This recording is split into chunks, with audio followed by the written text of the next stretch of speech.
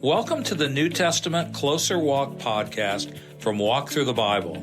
This podcast is a daily adventure that will guide you on a life-changing journey through the New Testament in 1 year. Join us every day as we listen through the entire New Testament, along with a short devotional and thoughts from great Christian leaders of the past that will help bring the New Testament alive for you today.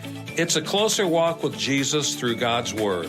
For more free resources, including a daily worship from the Heart text, go to walkthru.org/ntpod. We take captive every thought. Men, you know we receive a good income from this business, and you see and hear how this fellow Paul has convinced and led astray large numbers of people here in Ephesus and in practically the whole province of Asia. He says that man-made gods are no gods at all. Acts 19:25-26. Christianity is just a crutch. Has anyone ever summarily dismissed your faith with those words? To such a critic, Christianity is made foolish because the Christian has a vested interest in believing in God. But according to Matthew Henry, Christians are not the only ones bringing vested interests to the claims of Christ. Walk with Matthew Henry, an English pastor born in 1662, best known for his devotional Bible commentary. It is natural for men to jealously guard, whether right or wrong, the means by which they get their wealth. Many have, for this reason alone, set themselves against the gospel of Christ because it calls men off from those crafts which are unlawful, however much wealth is to be obtained by them.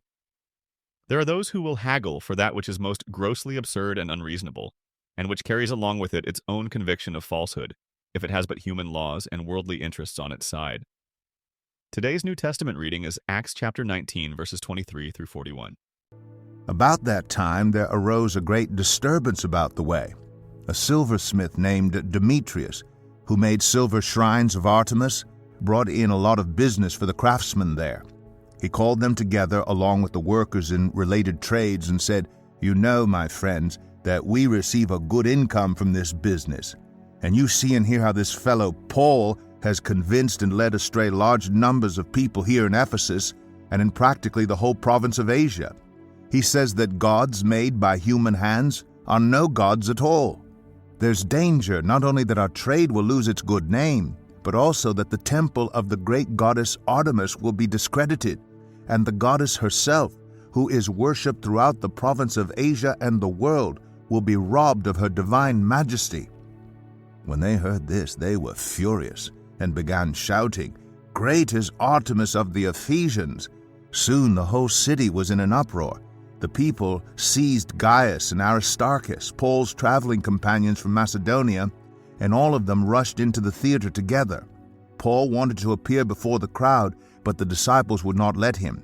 Even some of the officials of the province, friends of Paul, sent him a message begging him not to venture into the theater. The assembly was in confusion. Some were shouting one thing, some another. Most of the people did not even know why they were there. The Jews in the crowd pushed Alexander to the front, and they shouted instructions to him. He motioned for silence in order to make a defense before the people. But when they realized he was a Jew, they all shouted in unison for about 2 hours, "Great is Artemis of the Ephesians." The city clerk quieted the crowd and said, "Fellow Ephesians, doesn't all the world know that the city of Ephesus is the guardian of the temple of the great Artemis and of her image, which fell from heaven? Therefore, since these facts are undeniable, you ought to calm down and not do anything rash. You have brought these men here, though they have neither robbed temples nor blasphemed our goddess.